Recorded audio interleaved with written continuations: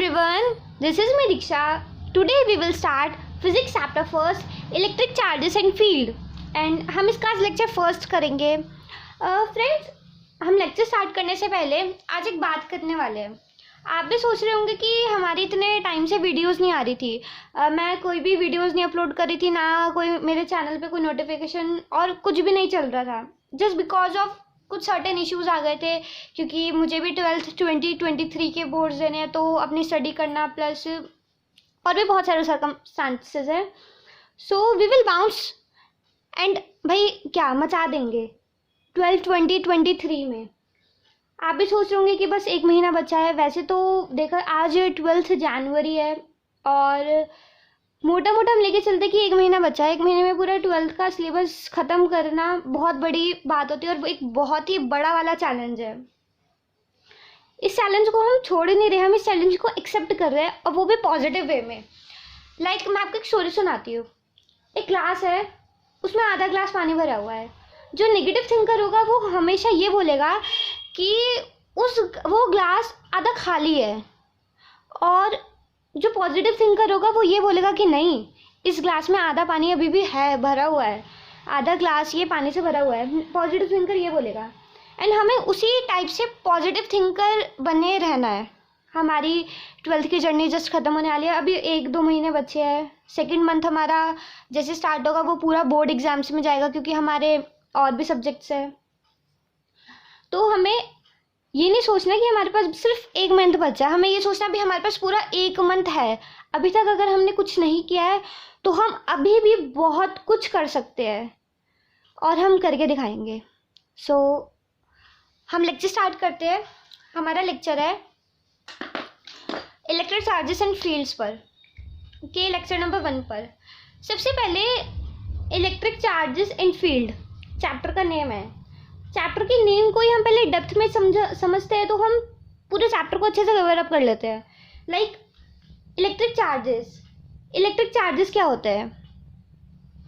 Electric charge is a fundamental property of a matter which is responsible for electric force between the bodies.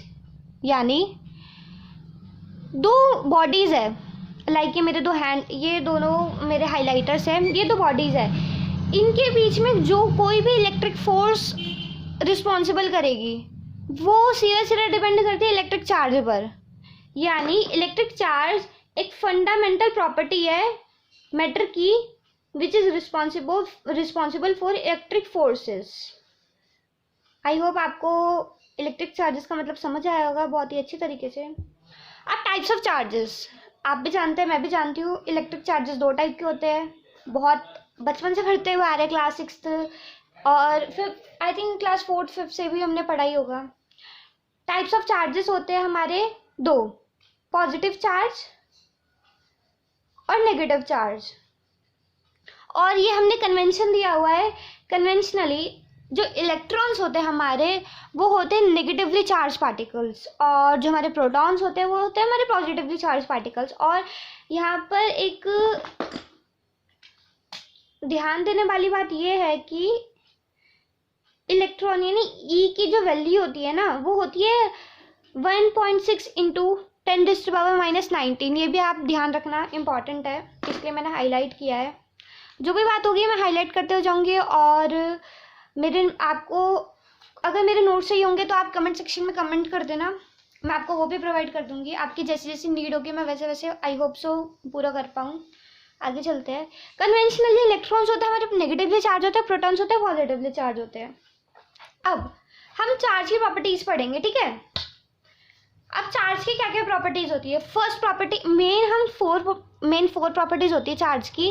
Like first property है charge is a scalar quantity.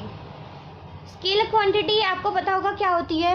Scalar quantity होती है जिस quantities में direction matter नहीं करती, उसमें बस हमें मैग्नीट्यूड को यानी उसकी वैल्यूज़ को ऐड या सब्ट्रैक्ट कर देना है, हमें डायरेक्शन नहीं देखना. Like force is a vector quantity, जिसमें डायरेक्शन का रोल आ जाता है वो एक वेक्टर क्वांटिटी बन जाती है. फर्स्ट है चार्ज है first property, charge is a scalar quantity. अब सेकेंड पॉइंट है like mass, charge does not show relativistic effect. अब रिलेटिविस्टिक इफेक्ट, अब ये क्या चीज़ है भाई? देखो मैं एक एग्जांपल देती हूँ। कोई भी एक बॉडी है, लाइक ये कैप है, मैंने इसका भी मास देखा, इसका मास है 2 ग्राम्स, और 2 ग्राम्स इसका मास हमने अभी वेट कर लिया।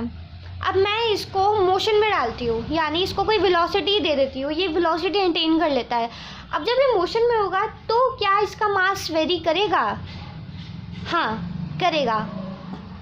और हमारे साइंटिस्ट ने इसकी एक नोटेशन भी दी थी कि mass m is equals to m not upon में 1 अपॉन में m नॉट अपॉन में अंडर रूट में 1 minus v square by c square.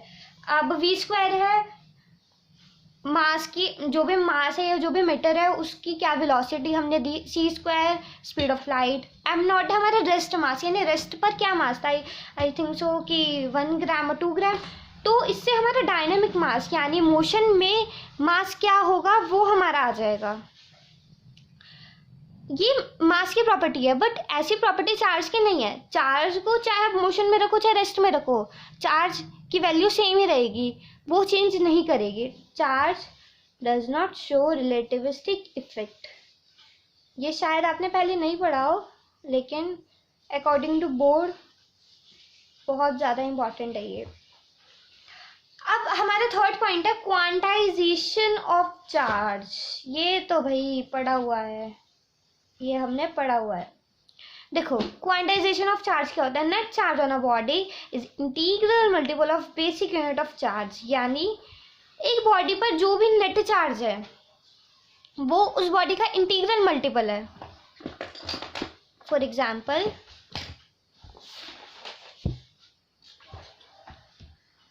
Q is equals to NE, यानी कोई भी लाइक ये बॉडी है, कोई भी बॉडी है, उस बॉडी का हम नेट चार्ज कैसे फाइंड आउट करेंगे? सपोज उसका नेट चार्ज Q बोल दिया हमने, तो इलेक्ट्रॉन्स इनटू मतलब इनटू नंबर ऑफ इलेक्ट्रॉन्स, यानी Q is equals to N, यानी net charge on a body is integral multiple of basic unit of charge. अब आगे ना यहाँ पे E का रोल, E की वैल्यू मैंने क्या बताई थी 1.6 इंटू 10⁻⁻⁻19। अब इस टॉपिक से न्यूमेरिकल्स भी आते हैं, हम कुछ न्यूमेरिकल्स करते हैं।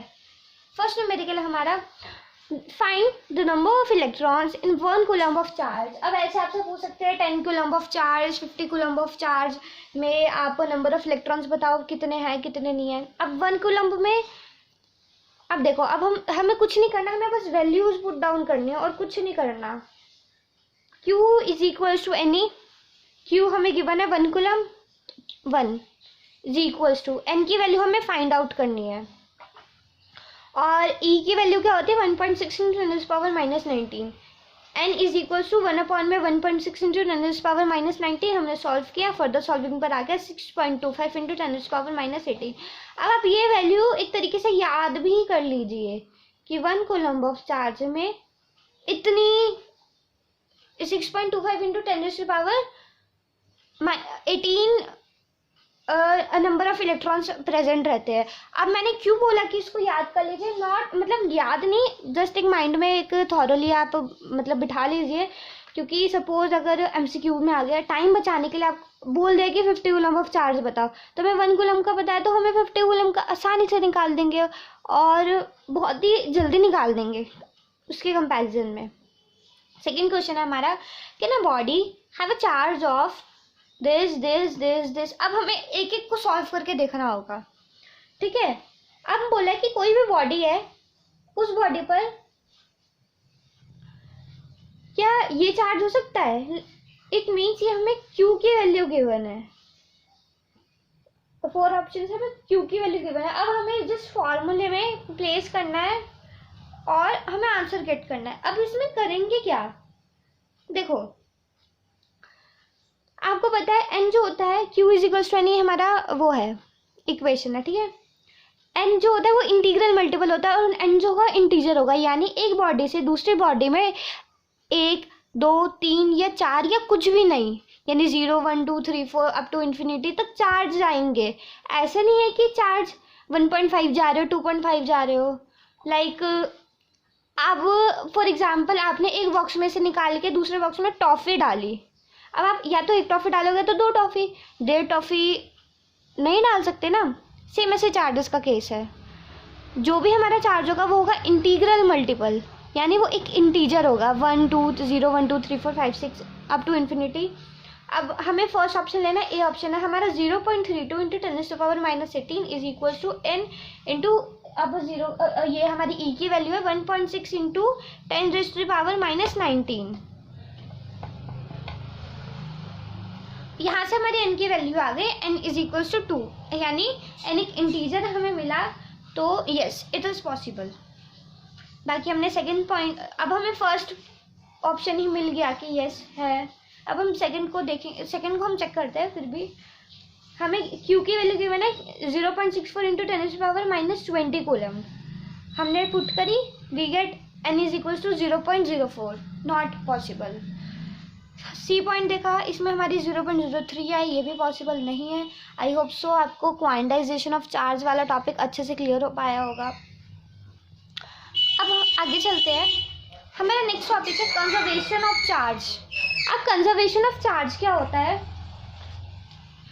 Net charge in an isolated system is always conserved, यानी देखिए कोई भी आइसोलेटेड सिस्टम है उसके अंदर चार्ज हमेशा कंजर्व्ड रहता है। अब आप नहीं समझ पाए होंगे, एक एग्जांपल लेती हूँ मैं।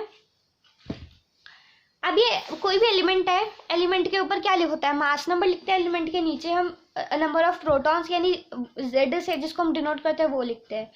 अब इसने कहीं रिएक्शन करी और ये ब्रेक हो गया 2 एलिमेंट्स में।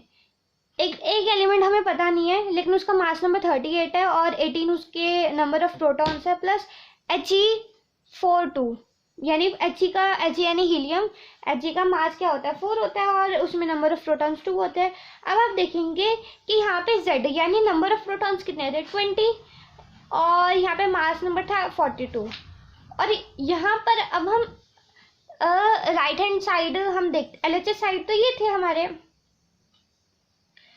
RHS साइड हमारे, हम दोनों के प्लस करेंगे 38 + 4 इज इक्वल्स टू 20 और हमारे मास नंबर निकला 18 + 2 42, नंबर ऑफ प्रोटॉन्स निकले हमारे 20 और हमारे मास नंबर निकला हमारा 42, यानी RHS आ गया हमारा 42, LHS आ गया 42।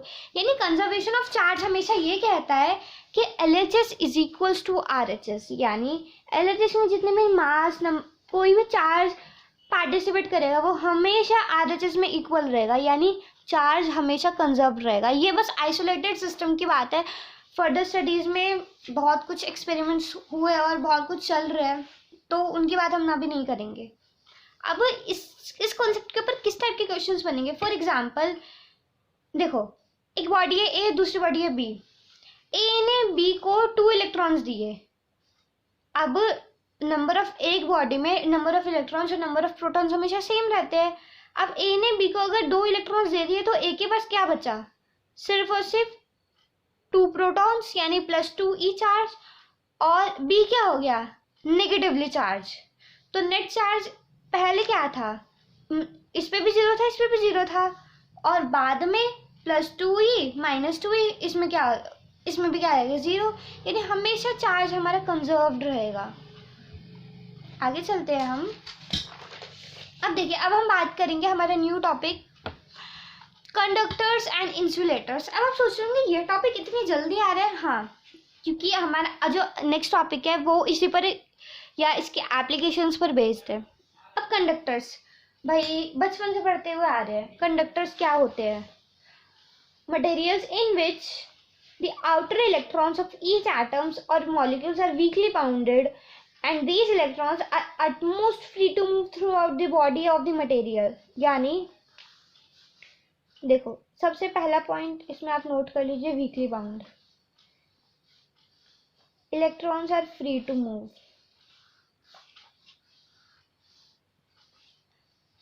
कंडक्टर्स के अंदर क्या होता है?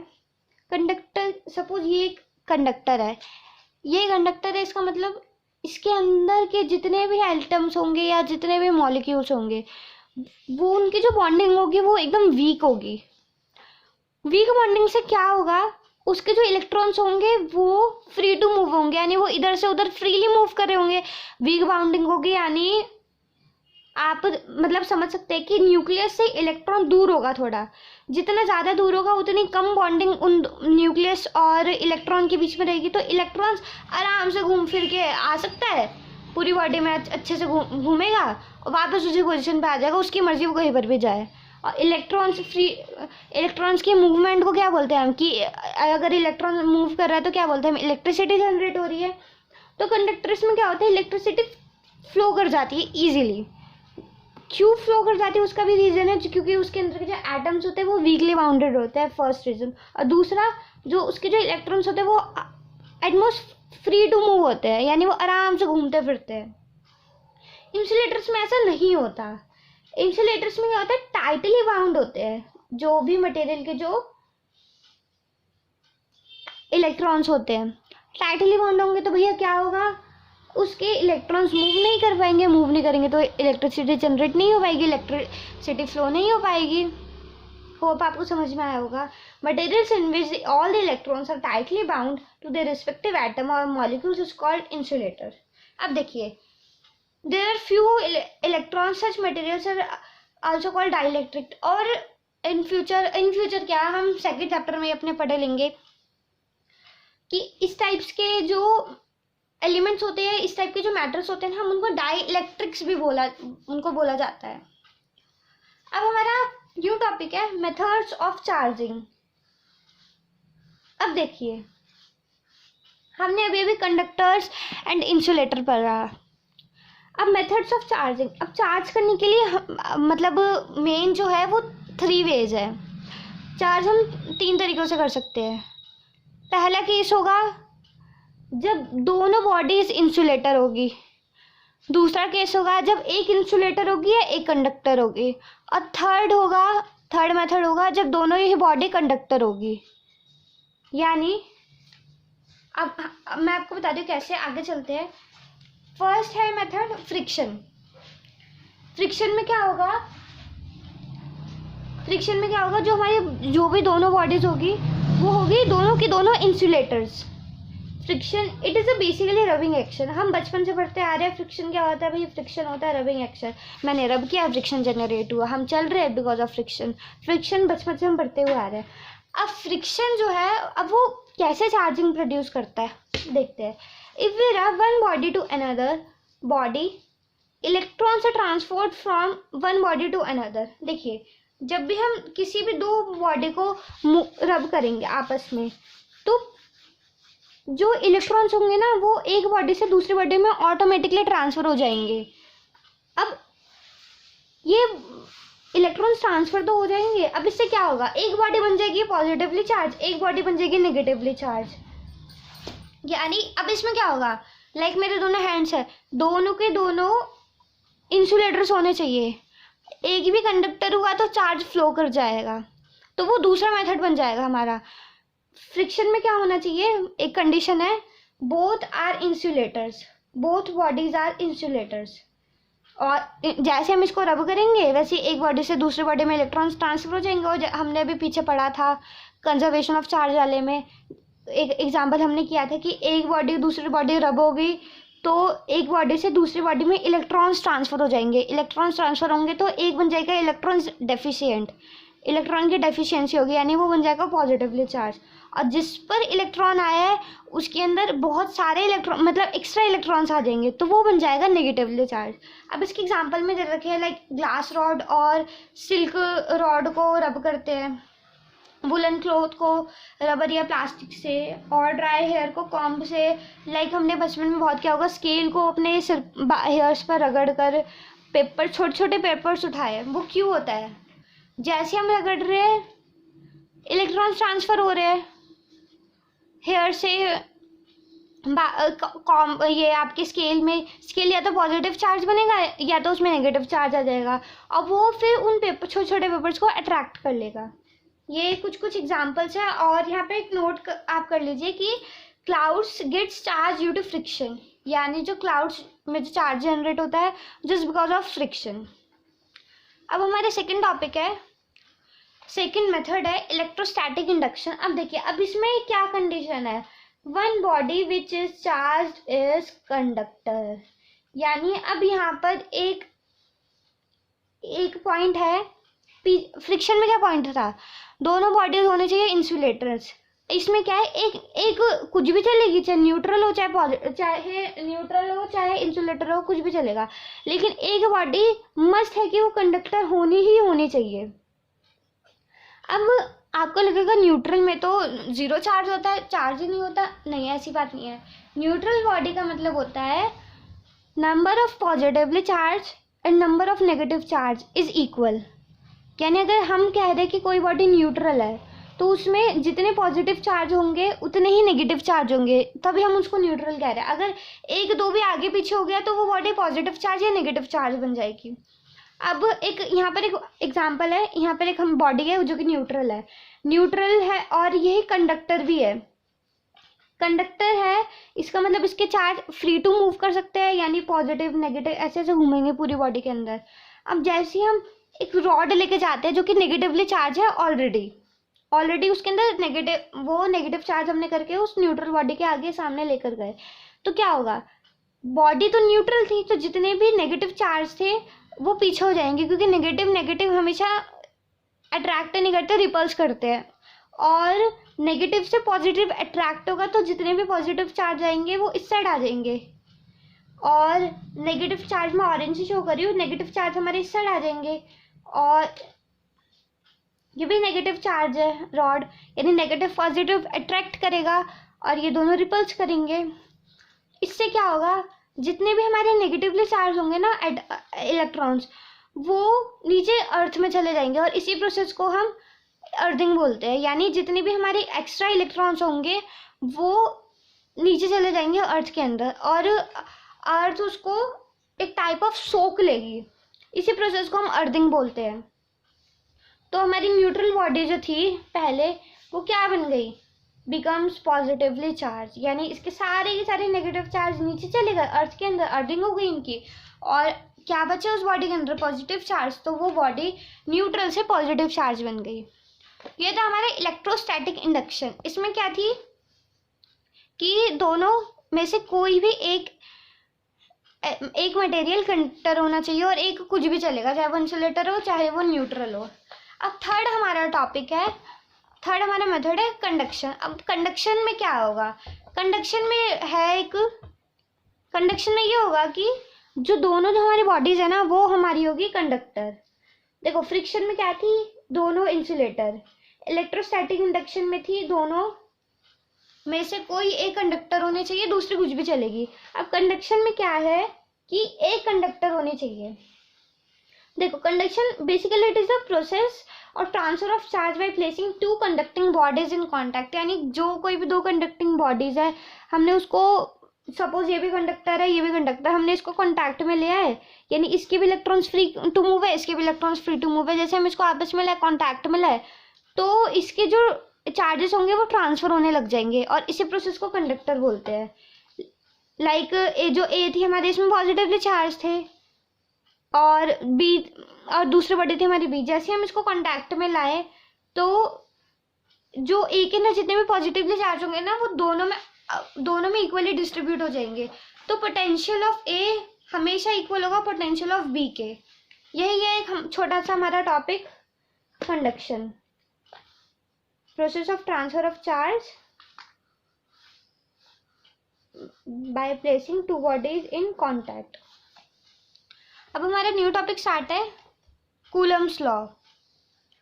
अब कूलम्स लॉ ये भी हमने पढ़ा हुआ है, कुछ नहीं बहुत इजी है कूलम्स लॉ भी। कूलम्स लॉ ये कहता है कि magnitude of force of attraction between 2 point charges, यानी अब हमने क्या करते हैं यहाँ पे 2 पॉइंट चार्ज ले लिए, सपोज चाहे अगर पॉजिटिव हो तो वो रिपेल करेंगे, और अगर पॉजिटिव नेगेटिव हो तो वो अट्रैक्ट करेंगे। दो हमने पॉइंट चार्ज ले लिए, अब इन दोनों पॉइंट चार्ज के बीच में जो भी अट्रैक्शन होगी चाहे वो रिपल्सिव होगी, यानी जो कोई भी इंटरैक्शन होगी इन 2 पॉइंट चार्जेस के बीच में, अब वो किस वे से होगी। पहला जो फोर्स होगा वो point of magnitude of charges, यानी इन दोनों चार्जेस के मैग्नीट्यूड का जो प्रोडक्ट आएगा ना उसके डायरेक्टली प्रोपोर्शनल होगा, यानी F is directly proportional to Q1 into Q2। और सेकंड ये है कि ये हमारी सपोज फर्स्ट इक्वेशन होगी, हमारी सेकंड इक्वेशन होगी, और सेकंड होगा हमारा जो फोर्स है, force of interaction between the point charges, वो होगी inversely proportional to the square of distance between the charges, यानी F is inversely proportional to 1/r²। हमने फर्स्ट इक्वेशन और सेकंड इक्वेशन को इक्वेट किया, we get F is equals to Q1 Q2/r²। और हमने proportionality constant लगाया, F is equals to 1/4πε0, जिसको हम K भी बोलते हैं, इंटू Q1 इंटू Q2/r²। अब यहाँ पे जो E0 है वो है हमारा परमिटिविटी ऑफ फ्री स्पेस, जिसकी वैल्यू आती है कि 8 इंटू 8.5 इंटू 10⁻⁻12। और जो हमारा K है ना उसकी भी हमने वैल्यू ऑलरेडी कैलकुलेट कर रखी है ताकि फर्दर कैलकुलेशन इजी रहे हमारी, वो है 9 इंटू 10⁹9। अब हम आगे चलते हैं। अब हम कूलम्स लॉ को ही वेक्टर फॉर्म में स्टडी करते हैं। लाइक ये कोई प्लेन है, वाई प्लेन, ये वाई एक्सिस, ये हमारी एक्स एक्सिस, दो चार्जेस हमने कर लिए, दो चार्जेस हमने पुट कर लिए Q1 इंटू Q2। अब क्या होगा, दोनों पॉजिटिव चार्जेस है, इन दोनों के बीच का जो डिस्टेंस है वो है r। ये करेगा F, ये मतलब Q1 के अंदर एक फोर्स आएगा, बोल रहा है F, यानी फोर्स 1 ड्यू टू 2, यानी force of 1 due to 2। F12 को हम रीड करेंगे फोर्स ऑफ 1 ड्यू टू 2, यानी Q1 का फोर्स 2 के बेसिस पर, और Q2 पर फोर्स आएगा F21, यानी फोर्स ऑफ 2 ड्यू टू 1। ये है हमारा R1 वेक्टर, और ये हमारा R2 वेक्टर, ये है हमारा R1 वेक्टर।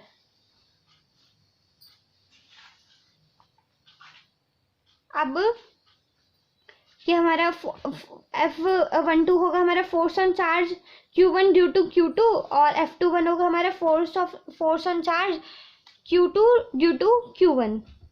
अब ये जो हम इसको बोलते हैं एक्शन रिएक्शन पेयर। जो F12 है ना वो हमेशा होता है माइनस नेगेटिव ऑफ F21, इसको हम एक्शन रिएक्शन पेयर भी बोलते हैं। अब F12 है, उसका जो फॉर्मूला होगा वो होगा 1/4πε0 Q1/r²। और ये हमने डायरेक्शन लगा दी, क्योंकि ये वेक्टर्स को हम जब भी मल्टीप्लाई करते हैं एक मैग्नीट्यूड होता है और इनटू हम एक डायरेक्शन में लेते हैं। अब हम डायरेक्शन में हमने ले लिया R12 वेक्टर का यूनिट वेक्टर। ऐसी फोर्स ऑफ 2 ड्यू टू 1 वो होगी 1/4πε0 Q1 into Q2/r² into unit vector R21। अब हम इसी के बेसिस पर कुछ न्यूमेरिकल्स करेंगे। लाइक हमारा फर्स्ट न्यूमेरिकल है, 2 पॉइंट चार्जेस है, इनके बीच में जो फोर्स ऑफ इंटरेक्शन है वो है F, एक है Q1 दूसरा है Q2। अब क्वेश्चन बोलता है कि if magnitude of charges is made to double and the gap is reduce to half, find the force, यानी न्यू फोर्स ऑफ अट्रैक्शन। यानी हमने कुछ नहीं किया, हमने इनका जो मैग्नीट्यूड था ना वो डबल कर दिया, यानी Q1 Q2 को हमने डबल कर दिया, और इनका जो भी रेडियस था यानी जो भी डिस्टेंस था इन दोनों चार्जेस के बीच में उनको हमने हाफ कर दिया, यानी इसको और हम पास ले आए और दोनों को और ज़्यादा स्ट्रॉन्ग कर दिया मैग्नीट्यूड वाइज। तो जो न्यू फोर्स होगा वो क्या होगा। अब जो हमारा फर्स्ट फोर्स था वो क्या था, F is equals to 1/4πε0 Q1 into Q2/r²। ये हमने लेट कर लिया कि हमारी इक्वेशन फर्स्ट है। और F' यानी न्यू इक्वेशन, वो क्या होगी हमारी 1/4πε0। अब हमें डबल करना है इनके प्रोडक्ट को, तो 2Q1/Q2 और gap is reduce to half, यानी डिस्टेंस हाफ हो गया, तो R/2 का होल स्क्वायर। फर्दर सॉल्विंग से हमने सॉल्व किया तो ये आ गया 1/4πε0 Q1 Q2/r² इंटू 16। अब ये बेसिकली ये वाला चीज़ है क्या, ये F ही तो है फ्रॉम इक्वेशन फर्स्ट, तो इसका आंसर आ जाएगा F' is equals to 16F।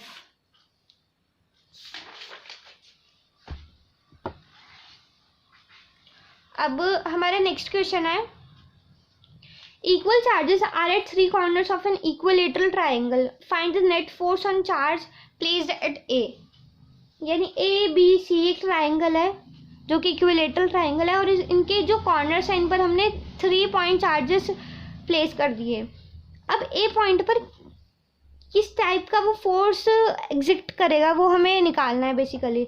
तो F1, अब इस पे 2 फोर्स लगेंगे, ये Q1 ये हमारा Q2। एक लगेगा F1 फोर्स जो कि इस वाले चार्ज से निकलेगा और एक निकलेगा F2 फोर्स जो कि ये वाला चार्ज जनरेट करेगा। अब F1 होगा, F1 हमारा क्या होगा, 1/में 4 पाई epsilon not Q1 Q2 by a square, ये हमने साइड ले ली A। और F2 होगा हमारा 1/में 4 पाई epsilon not Q1 Q2 by a square.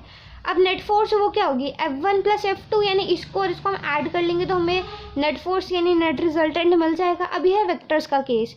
Vectors के केसेस में F1 प्लस F2 वेक्टर को जब हम ऐड करते हैं तो वो आता है अंडर रूट में F1 square plus F2 square plus 2F1 F2 cos theta. अब F1 और F2 यहाँ पे इक्वल है यानी सेम है, तो क्या होगा, 2 अंडर रूट में 2F का स्क्वायर ब्रैकेट में 1 प्लस कॉस स्क्वायर थीटा, हमने यहाँ से कॉमन ले लिया। अब यहाँ पे थीटा की वैल्यू क्या है 60, कॉस थीटा क्या होता है 1/2। हमने फर्दर सॉल्विंग करी, we get root under root में 3F, यानी हमारा आंसर आ जाएगा वो होगा F is equals to √3 1/4 pi epsilon naught Q square by a square. अब हमारा नेक्स्ट क्वेश्चन है, अब हमने क्या किया, अब पहले इस क्वेश्चन में हमने इक्विलेटरल ट्राइंगल के कॉर्नर्स पर चार्जेस को रखे थे। अब यहाँ पे हमने एक स्क्वायर के कॉर्नर्स पर चार्ज रख दिए और बोला कि नेट फोर्स सेंटर में क्या होगा। अब हमें सेंटर में पूछा है। अब ये एक सोचने वाली बात है कि Q1 Q2 Q3 इस पर आपको करने की नीड भी नहीं है, इसमें पेन की भी नीड नहीं है, माइंड से होगा ये सॉल्व। इसका बस एक कंसेप्ट है, वो है देखो Q1 Q2 Q3 Q4 ये इक्वल चार्जेस है, क्वेश्चन में ऑलरेडी गिवन है equal charges are placed at 4 corners of a square. अब अगर Q1 की वैल्यू 1 होगी, Q2 की 1 होगी, Q3 की भी 1 होगी, Q4 की भी 1 होगी। अब जो Q1 होगा वो इस डायरेक्शन में फोर्स एक्सर्ट करेगा, Q2 होगा वो इस डायरेक्शन में करेगा, Q3 होगा वो इस डायरेक्शन में और Q4 होगा इसके परपेंडिकुलर ही इस डायरेक्शन में। इन सब की वैल्यू 1 1 है, तो ये अब ये थीटा एंगल इनका क्या है 180 डिग्री, और 180 डिग्री पर जो कोई भी इक्वल वेक्टर्स होते हैं वो कैंसिल आउट हो जाते हैं। तो Q3 से Q1 कैंसिल हो जाएगा, Q2 से Q4 कैंसिल हो जाएगा, तो इसका आंसर क्या आएगा 0। यानी अगर बीच में कोई भी पॉइंट हम लेंगे या बीच में किसी भी चार्ज को प्लेस कर देंगे तो उसकी वैल्यू आएगी हमारी 0। अब लिखने का वे क्या है, वो है F net is equals to, vectors का केस है यहाँ पे तो हम वेक्टर्स एरो भी लगाएंगे, vector arrow F1 plus F2 plus F3 plus F4। अब इन सबका मैग्नीट्यूड सेम है गिवन है, तो मैग्नीट्यूड सेम है मतलब क्या होता है इक्वल एंड अपोजिट होंगे ये, तो F1 से F3 कैंसिल हो जाएगा, F2 से F4 कैंसिल हो जाएगा, तो हमारा F नेट यानी नेट फोर्स आएगा वो आएगा 0। और जो भी हमने ये तीनों क्वेश्चंस करे, ये जो क्वेश्चंस है वो बेसिकली इनको और कुछ नहीं बल्कि प्रिंसिपल ऑफ सुपरपोजिशन बोलते हैं। तो प्रिंसिपल ऑफ सुपरपोजिशन कुछ नहीं है, बस यही है कि हमें चार्ज को किसी ट्राइंगल किसी रेक्टेंगल कहीं पर भी हम उनके कॉर्नर्स पर प्लेस कर देंगे और कोई भी